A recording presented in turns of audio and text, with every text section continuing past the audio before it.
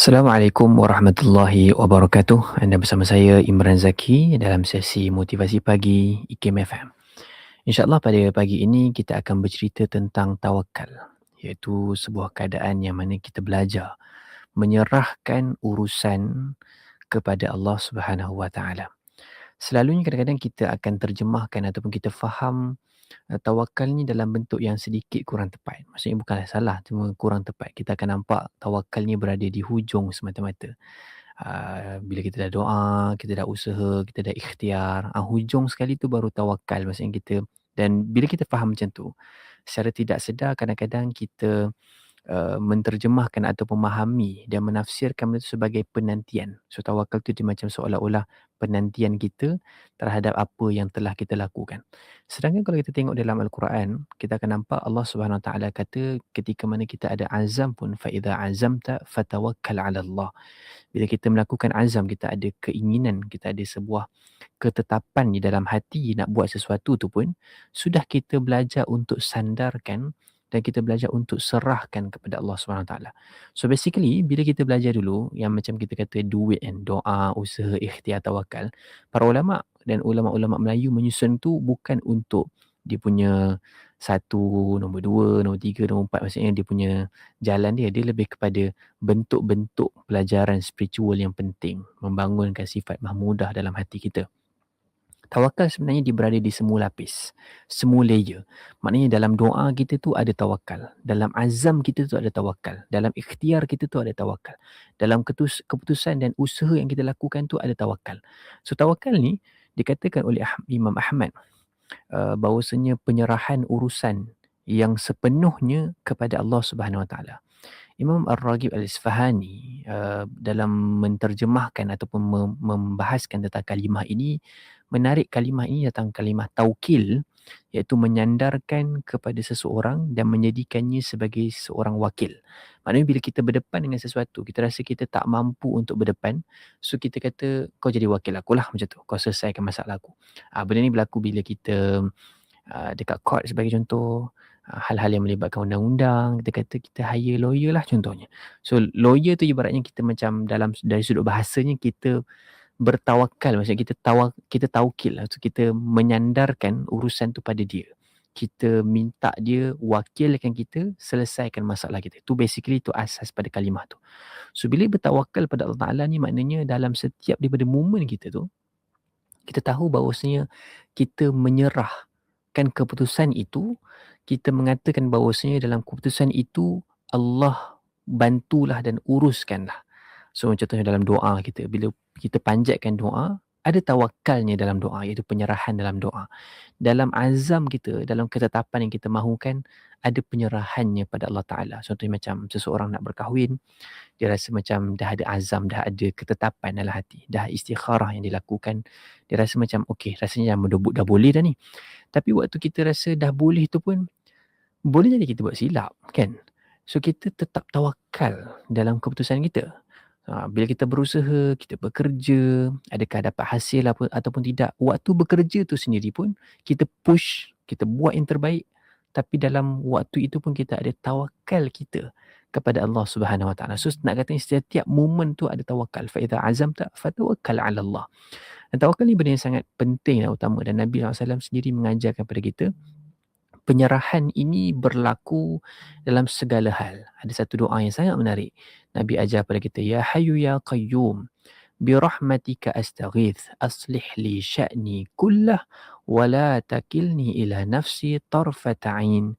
Wahai Tuhan yang maha hidup, yang menghidupkan, yang berdiri sendiri, yang menguruskan segala sesuatu, Al-Qayyum, dengan rahmatmu aku meminta, birahmatika astaghith, dengan rahmatmu aku meminta tolong.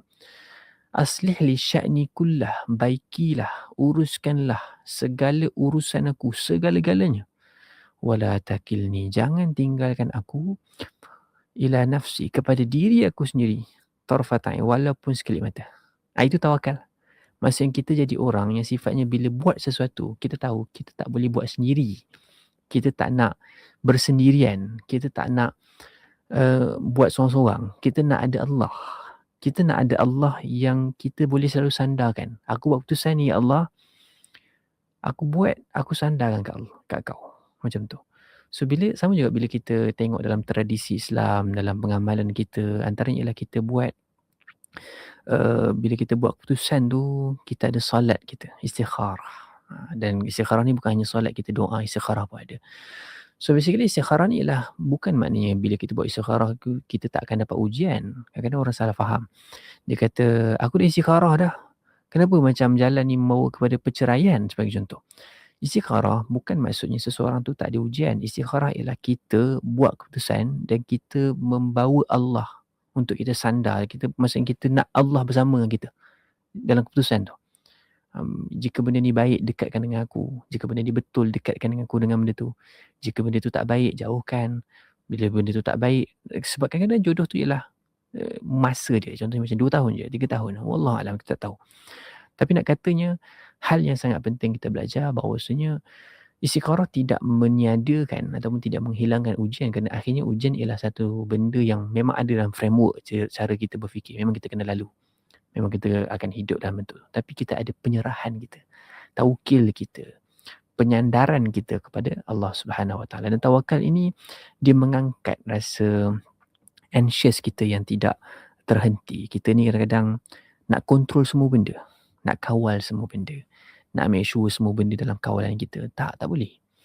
Bila kita buat sesuatu, kita buat seusaha yang boleh untuk make sure pada kapasiti kita, kita dah sehabis mungkin. Contoh kalau let's say kita ada company, kita dah susun SOP sebagai contoh. Kita dah buat training, kita dah buat itu dan ini.